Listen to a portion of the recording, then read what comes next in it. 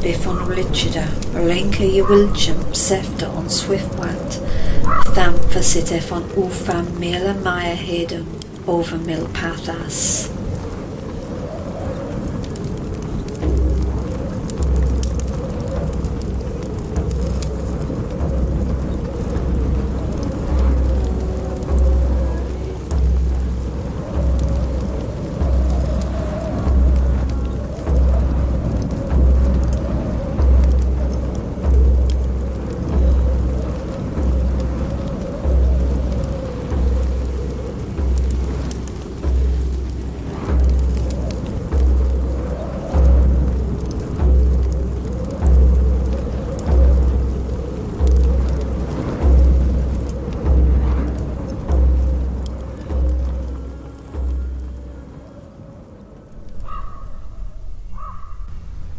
Lad Bifon Richida, Linke je wilchum, Sefter on Swiftwat, Tham Fasitef on Ufam Mila Maya Hedum, over Mil Pathas.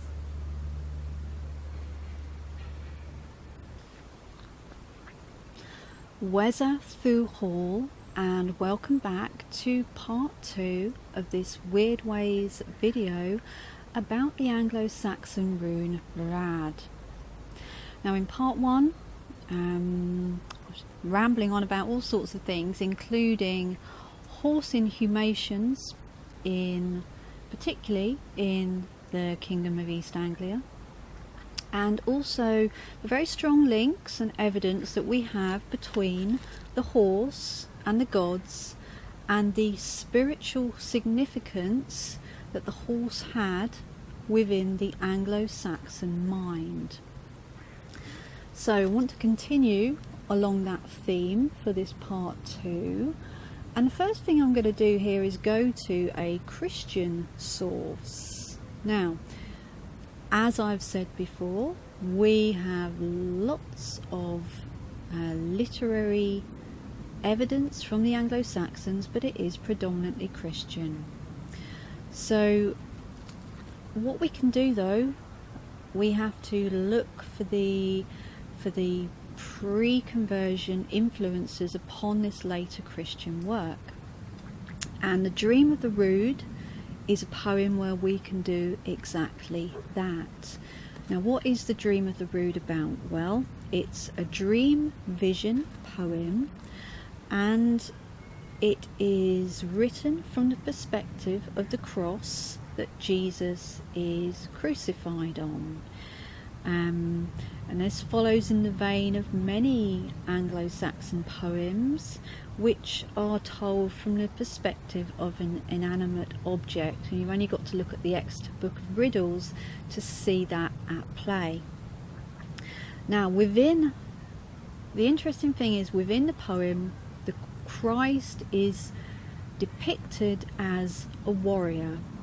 Now, I've spoken before about the very strong warrior mindset that was within the Anglo-Saxon people, very strong warrior culture, and this pervades through into this Christian poem where Christ is basically depicted as a warrior.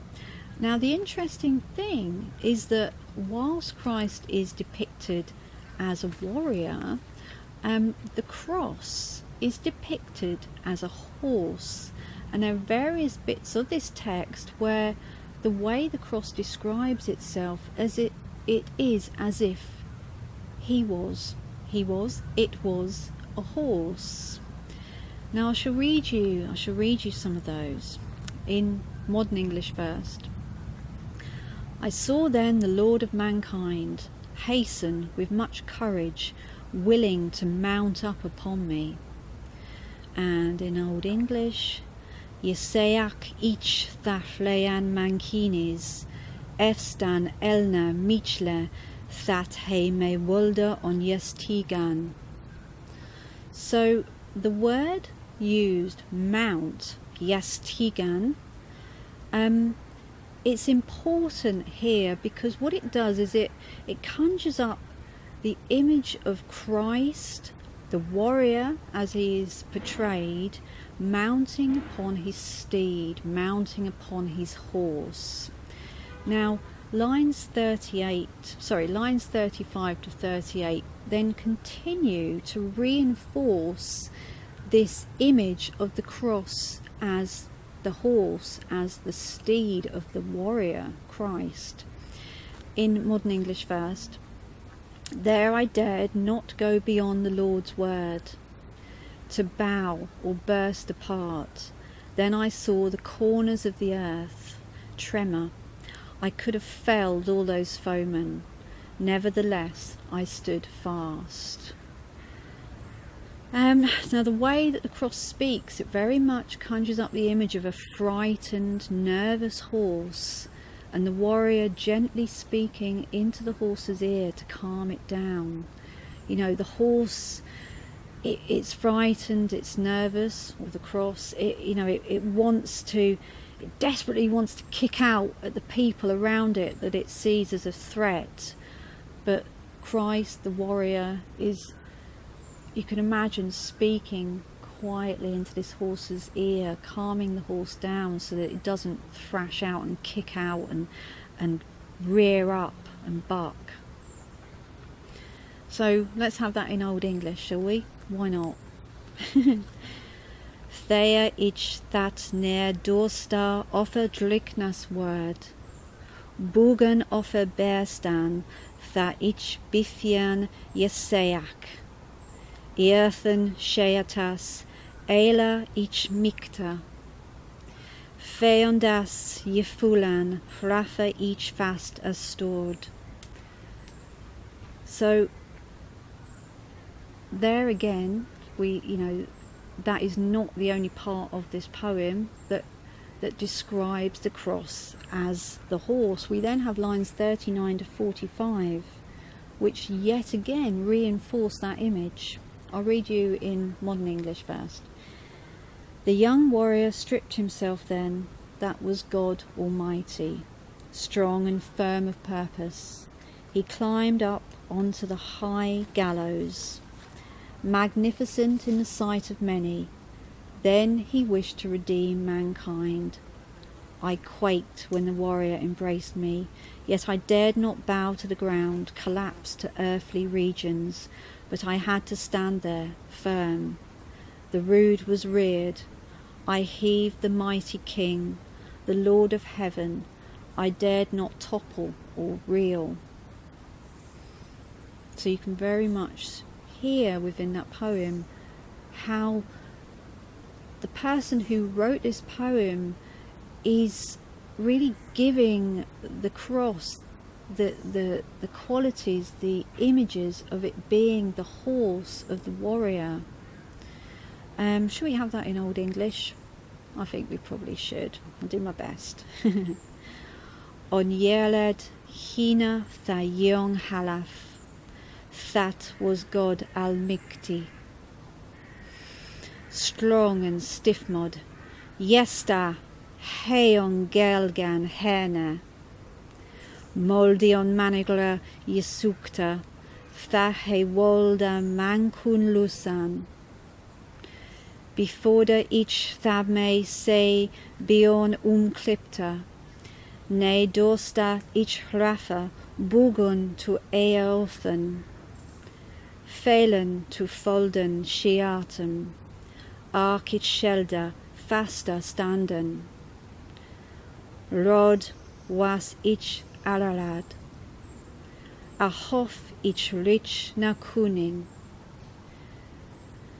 Heofna chlefed huldon me ne dosta. So that was my attempt at the Dream of the Rood in Old English.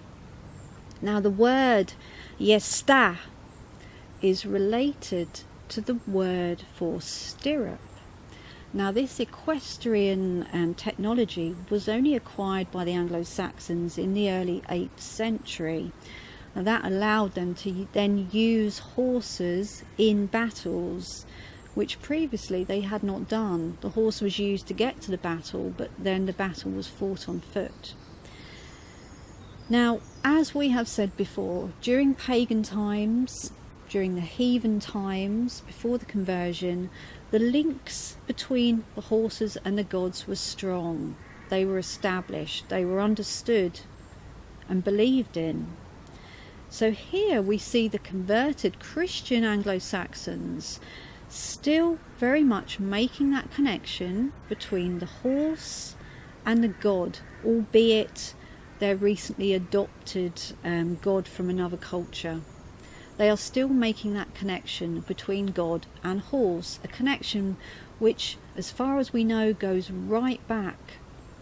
Definitely was very strongly there when Tacitus wrote in AD 98, and of course we have imagery and evidence from the Bronze Age. So this is a very, very, very long established connection in this Germanic mind between horse and God. So now we've been talking about the kingdom of East Anglia. We're going to shoot from East Anglia over to the kingdom of Mercia, to a place called Repton in Derbyshire, and to the church of St Wesaþ. Okay, so we're going to talk about the Repton Stone.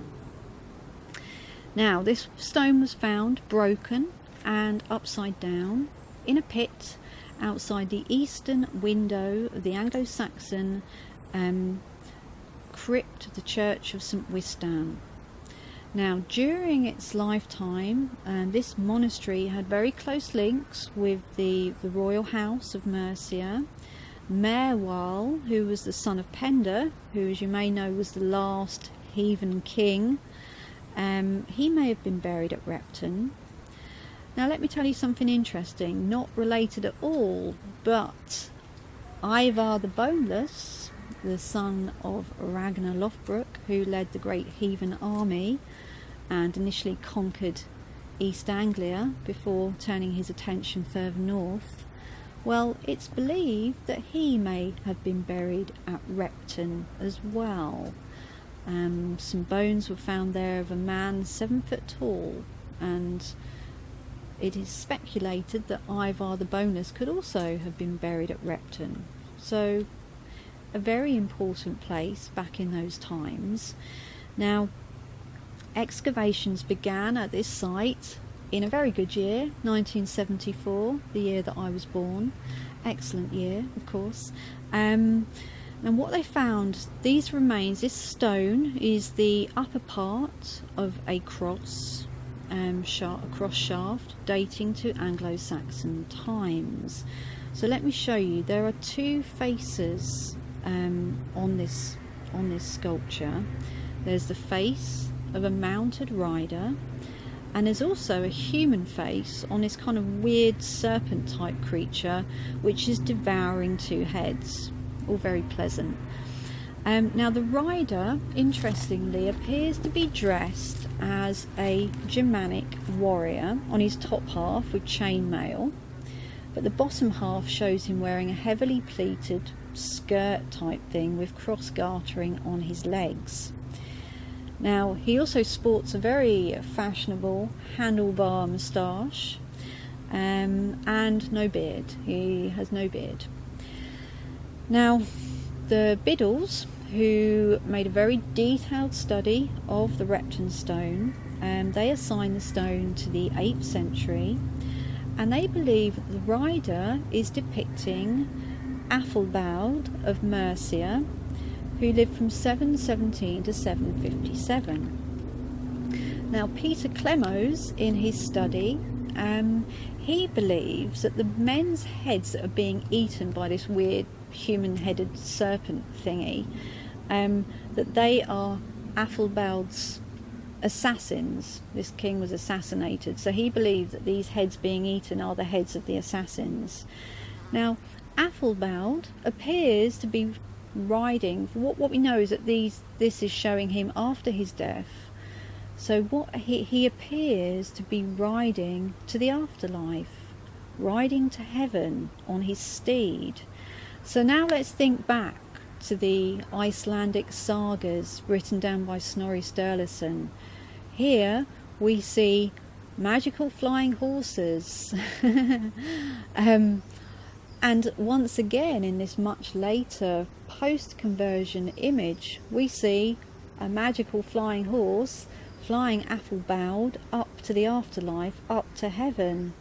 So yes, this is a Christian image, but the imagery is very much linked to the pagan, heathen past. And the other thing which you can see is this is very clearly not a mare but a stallion. I won't explain why, but I think you can see for yourself. And so of course this supports the earlier archaeological evidence from the graves which have been found which contain horse inhumations. You know, the horse was always a stallion, as clearly this horse, and of course Sleipnir, a stallion. So the horses seem to be connected with taking the person to the afterlife, wherever that may deem to be, was always a stallion. Now, where should we go now? I think I would now like to talk about a very heathen practice which the Christians did their utmost to stamp out.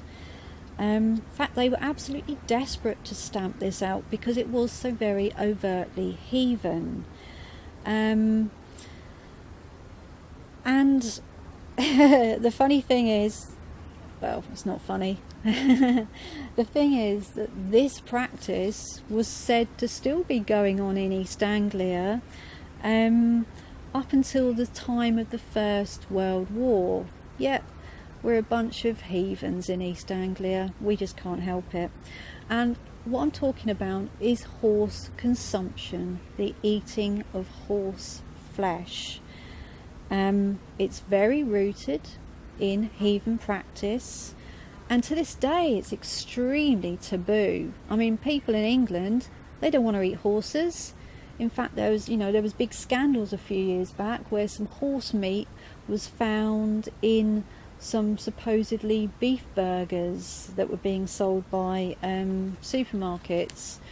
I mean, I don't want to go on about vegan hypocrisy, but if you can eat one animal, why not eat any other animal? But there is an absolutely massive taboo in England about eating horse flesh. In the 8th century, when the Devon-born Anglo-Saxon missionary was Boniface, however you say it, St. Boniface, when he was trying to tame the dirty heathens on the continent, he was written to by Pope Gregory III, who wrote to him and said, "You say, among other things, that some have the habit of eating wild horses, and very many eat tame horses. This, holy brother, you are in no ways to permit in future, but are to suppress it in every way possible, with the help of Christ, and impose suitable penance upon the offenders. It is a filthy and abominable practice." Now, interestingly, in Norway, after the Christian conversion, so we're talking much later than it happened in this country, a law was passed that stated that anyone who ate horse meat was not only to be exiled, but was to have all of their possessions confiscated. So really severe penalties for being caught eating horse flesh in Norway post-conversion. So basically what we're seeing here is strong evidence that to the Christianized Germanic people, the eating of horse flesh was a very, very big no-no. Now, considering that protein was in short supply back then, and that meat was a lot more scarce than it is now, and also a lot more expensive, there must have been a very, very good reason why they were saying you can't eat this nutritionally abundant creature. So we can only assume that the eating of horse flesh was considered to be a very strong and overt heathen practice. Now, of course, we know that the horse is sacred to Woden, and in my last video about the rune os, I spoke about how Woden was seen as a very big threat to the freshly converted people in Anglo-Saxon England. You know, there was no way that they wanted to let Woden out of their box. They pretty much boxed him, packaged him up and put him into the ancestor category to keep him small, to stop him being a threat to this new religion that had been imposed upon the people in this country. So maybe in the same way that any memory or any way that Woden could be seen as a deity was a threat, then we can assume that the eating of horse flesh, and as I've said, we know that the horse is sacred to Woden, was also seen as a threat to the new religion. And an account from 7th century England from the Archbishop of Canterbury, Theodore of Tarsus, actually states that the eating of horse flesh should not be banned, which was a move, no doubt, put in place to placate the heathen population. But in 797, the converted Anglo-Saxons actually outlawed the eating of horse flesh. But did the eating of horse flesh continue as an underground pagan activity? Well, as I mentioned earlier, it was said that in East Anglia, in certain parts of East Anglia, up until the start of the Great War in 1914, that horse flesh was ritually consumed by East Anglian wise women. They were said to, ritually feast on the flesh of horses. And I may have mentioned before that I've got a bit of a theory that heathen religion kind of continued underground in East Anglia particularly strongly. So yes, maybe we can say that this did continue as an underground pagan activity in certain parts of the country. Can't prove it, I can only speculate.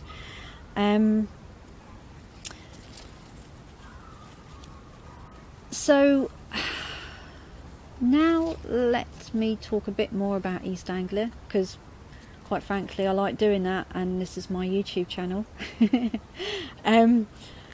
We have a kind of a magical society in East Anglia. I believe it also happens in Scotland. Does it still continue? I don't know. Maybe, but it's called the Horseman's Guild. It's also known as the Society the Society of the Horseman's Word. Now, the members of this secret guild, this secret society, were said to possess great powers over horses. They were able to control them. It's said that the fiercest horse could be tamed, that galloping horses can basically be stopped dead in their tracks, and that horses that were rooted to the spot, unable to move, why we don't know, maybe some form of magic, all it took was a whisper from the horseman to make that horse move on. So these people were said to possess power over horses. Now let's not forget that in the heathen mindset, the horses had a direct link to the gods. So these people must have been seen as very powerful for having that control over the horses. It wasn't just men though, because to join this, as with many secret societies, to join you had to be a man of a certain age. But it wasn't just the men who had power over horses. Indeed, there are many stories about wise women having this power over the horses, but of course they were not permitted to join the Society of Horsemen. In fact, it was only men between the ages of 16 and 30 who could be initiated into this secret society, which definitely counts me out. But of course we must never forget that although the women were not allowed to join the society, they still had the power. And very much in the same way that the goddess Freo, from the Vanir cult, taught the magic to Woden, so the women have the power, even though it wasn't recognised in a formal society. So I think that's all I've got to say. There's actually a whole wealth of information and connections between the Anglo-Saxons and horses, but I wanted to try and focus more on the riding aspect in today's videos, because there's another rune which we will come to eventually, which is also about horses, and in that video I'll talk about some of the other aspects of the connection between the Anglo-Saxons and horses. So in conclusion, the horse was seen as a very, very important creature to the Anglo-Saxons. There's lots of evidence for horse cults, and we see very strong links between the horse and it being associated with taking people after death into the next life. So I hope you have enjoyed this video.